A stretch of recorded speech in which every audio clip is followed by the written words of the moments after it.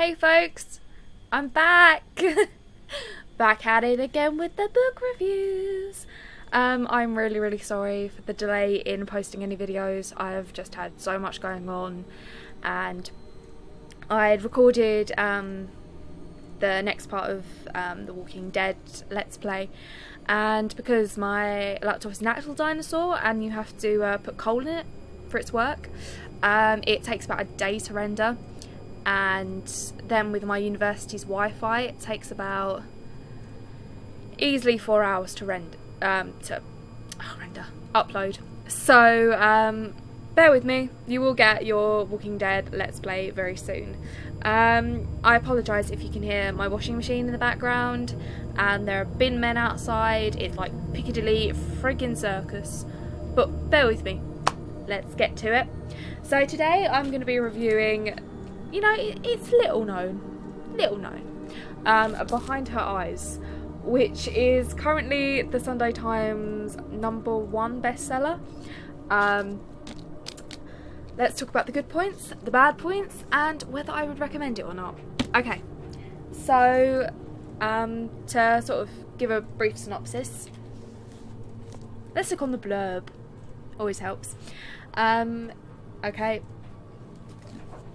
Blurb is just reviews. Okay, so Louise. Since her husband walked out, Louise has made her son her world, supporting them both with her part-time job. But that all changes when she meets David. Young, successful and charming, Louise cannot believe a man like him would look at her twice, let alone be attracted to her. But that all comes to a grinding halt when she meets his wife, Adele.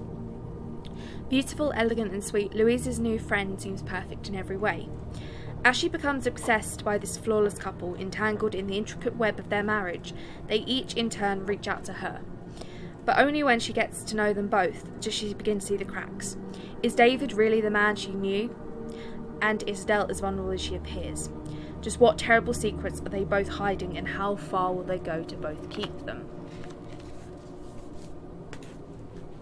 Do I need to say much more?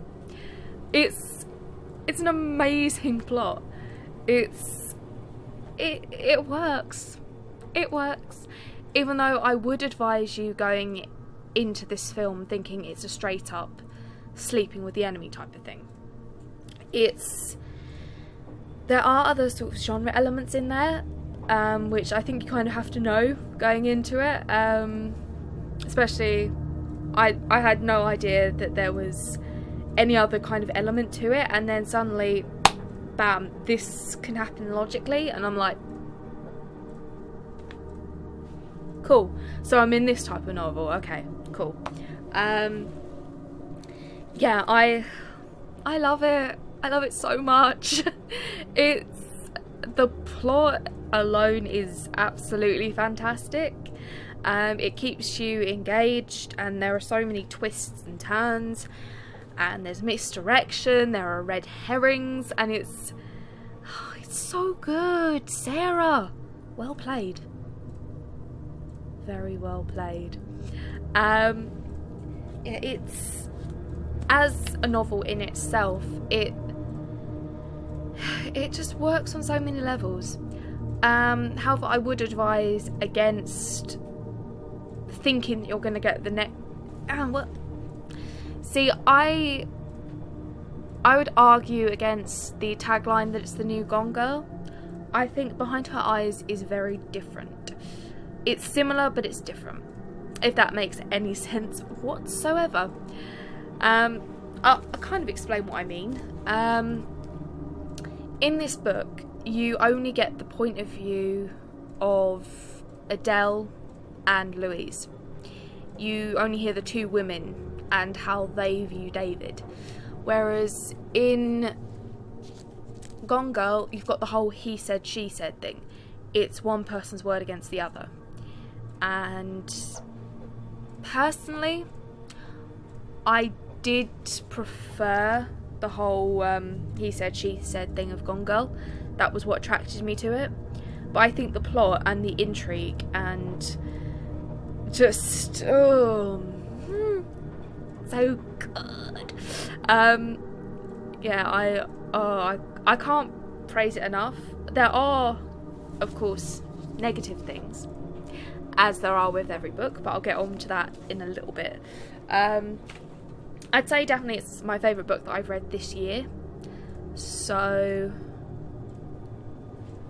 praise. Praise indeed.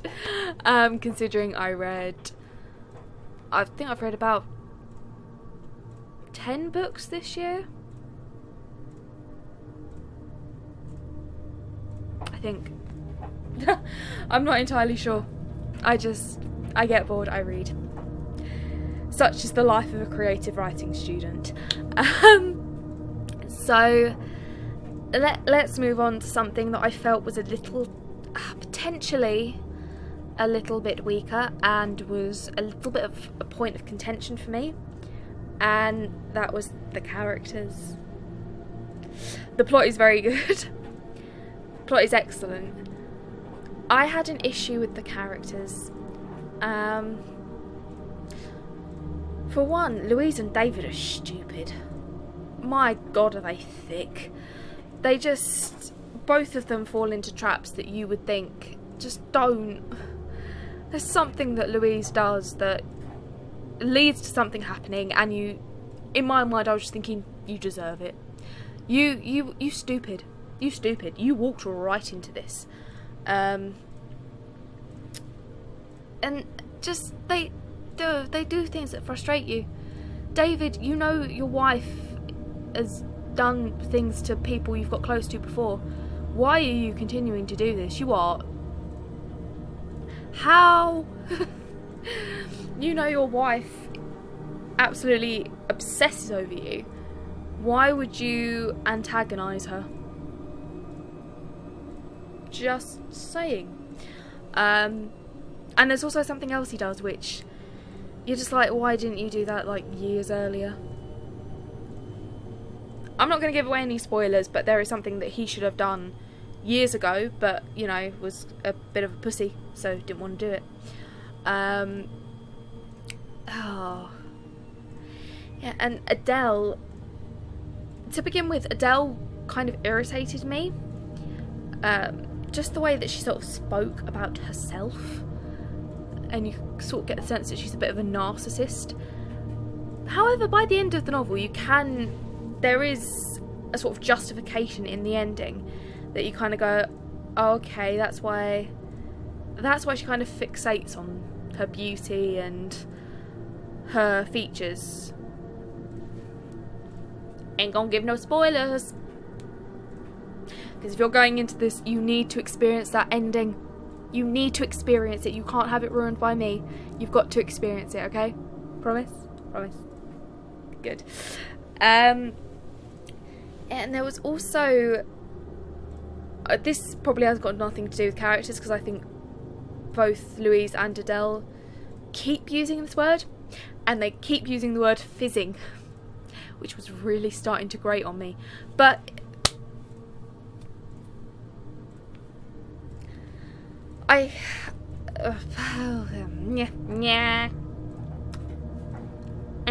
put my teeth back in. I think the character of Adele worked, and I think you needed Louise to be as she was in order to feel like she's got a connection to this, because she's a 30-something divorcee who's a single mother. She's been so fixated on her son, and then she gets involved with David and Adele, and it's kind of the call to adventure, as it were, to quote Vogler. Except it's a very ill-fated adventure for everyone involved. Yeah.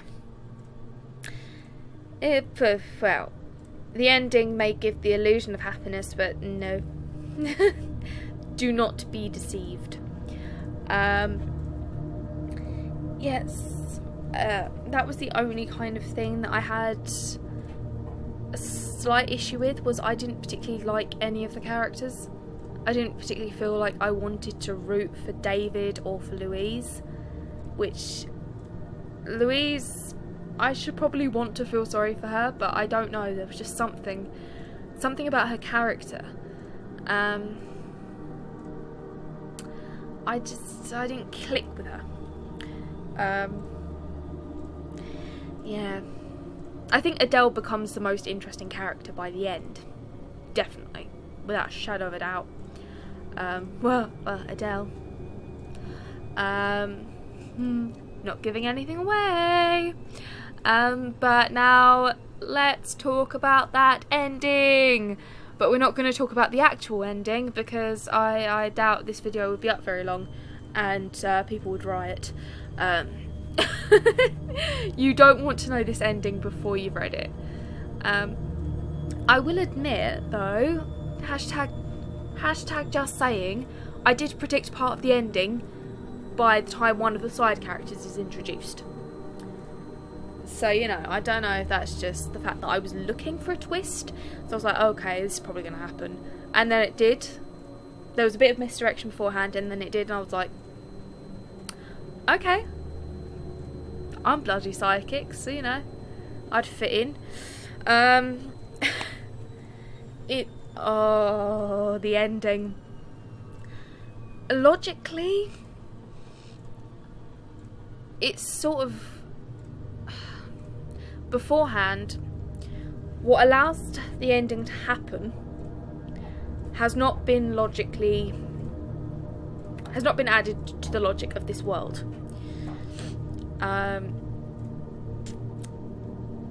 And then you're sort of just introduced to it at the last minute, and then suddenly, bam, ending part 1.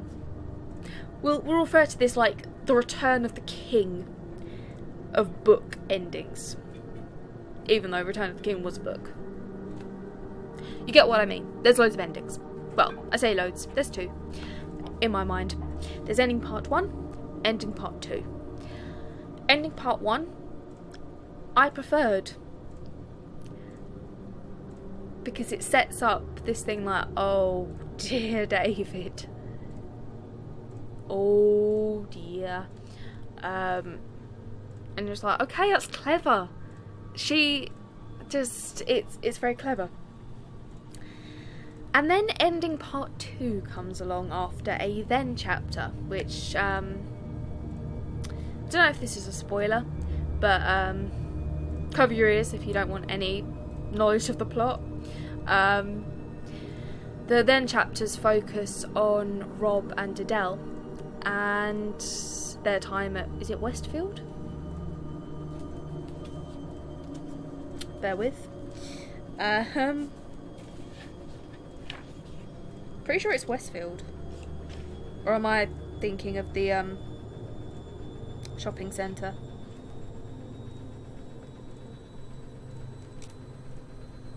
Pretty sure it's Westfield. Can't find it right now. And then ending part 2 begins, and I'm like, okay, Sarah, you've just mind fucked me. I don't know quite how to react to this. Like, what? I'm just sitting there at the end. I'm like, okay, right. So,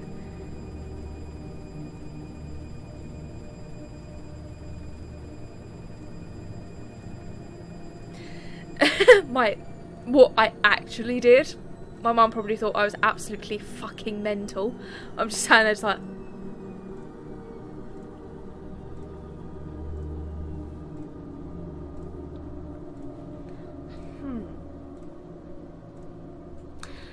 But I did think it was a good ending, nonetheless.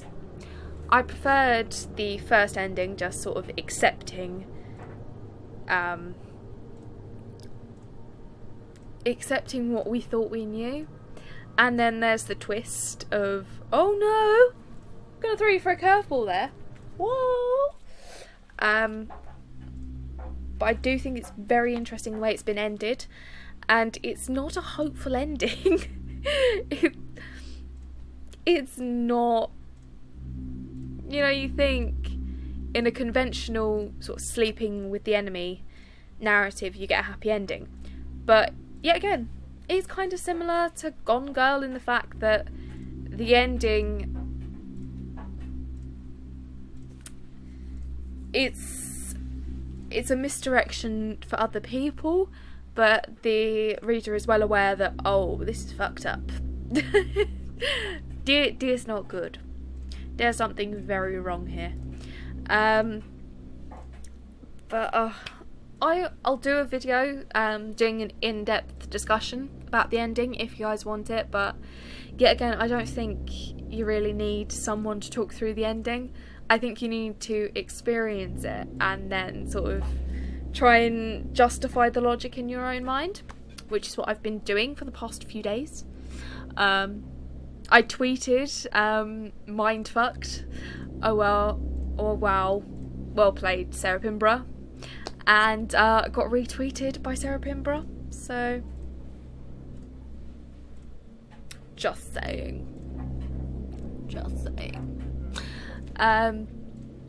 I did like this book. I still do prefer Gone Girl,